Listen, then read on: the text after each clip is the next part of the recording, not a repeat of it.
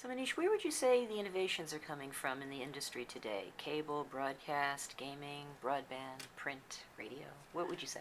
So it's when you talk about innovation, most people normally think of the internet and mobile as some of the most innovative platforms today, and that's certainly true. Broadband is growing in the U.S. Online video seems to be growing by leaps and bounds, both in terms of the amount of content that's available, the tools available to search for the content, and just overall usage of streaming content online. Growth of social networks is a big phenomenon online, and that has opened up new opportunities and new challenges for marketers. Mobile is unbelievably innovative, and there's obviously a lot of talk out there that mobile will be the next PC or may become the second screen at some point in terms of the applicability, in terms of the usage with not just media but overall things you can do on a mobile device. The mobile companies are rolling out faster and faster networks with 3G going to 4G going to 5G. If you look at Asia, mobile is already much more advanced and used very differently than how it is in the U.S. From a media consumption perspective, not just a classical telecom perspective. So innovations coming out of online and mobile are well known, well documented. I believe that there's a lot of innovation going on in the television industry. Also, because if you look at what TV was just 10 years ago and compare that to today, high definition, DVRs, the dropping prices of television equipment, thin screen plasma TVs, LCD TVs that you can buy and hang on your wall, all have contributed to the enriching of the experience that people have on television. New cable networks keep coming up all the time. Now the industry is on the cusp of rolling out interactive applications on the TV set to make the experience much more compelling and much more engaging. So I would say that there's a lot of innovation happening within the television industry itself, and it's coming from everybody from the hardware manufacturers to the cable MSOs to the content companies and the advertisers looking to enrich and enhance the viewer experience on television. So pretty soon we'll be able to access the internet and actually view it on a television-sized screen. How do you think that will impact? Will it blur the lines between television and internet? I think the lines between television and the internet are already pretty blurred because when you talk about television, are you talking about the screen, the physical television that's hanging on your wall, or are you talking about the cable service that is coming in, which is also traditionally known as television?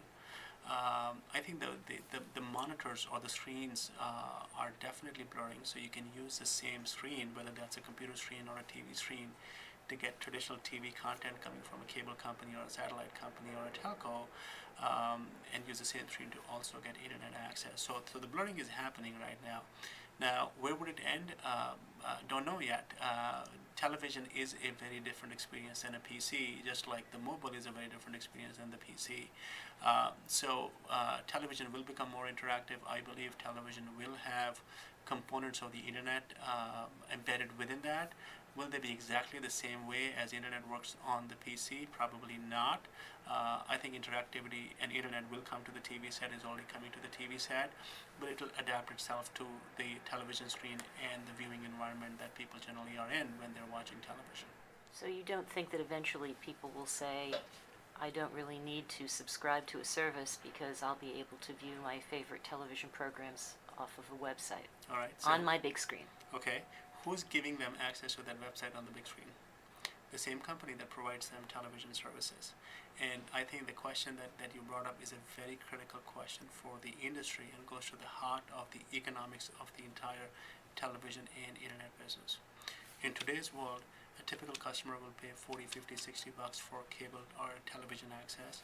They may be paying 30, 40 bucks to the same company for internet access. So for about 80, 90, 100 bucks, you're getting two services. In some cases, three services with the telephone built in also. The economics of internet content are interesting because the more internet content you consume, especially streaming content, the higher the cost of delivering that content. So if people cancel the cable subscription but keep the broadband subscription coming from the same provider, what they've done is that they're paying less to the service provider, but they've just increased the cost of servicing them because they will be consuming more video content with the one connection that they do have. So that's a very interesting dynamic. How will this unfold? I think there are going to be a couple of things that we should look out for. One of them is TV everywhere, which is the cable industry looking to roll out and make television content available to people on the computer screens.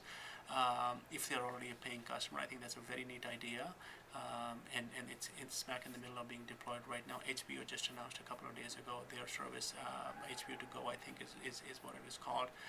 So that's a good one to watch, and within that, the promise of that is that as a consumer, by paying the same amount of money that I'm paying today, I can get access to content on multiple platforms and multiple screens. So I don't pay any more, but I get more value out of that. Seems like a very interesting prospect. The other thing that I think we should look out for is what happens to internet pricing.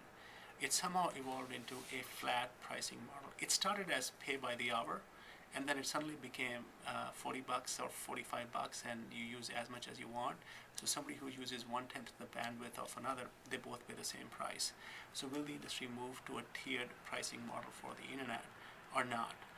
If it does, then that has implications for consumption of video content.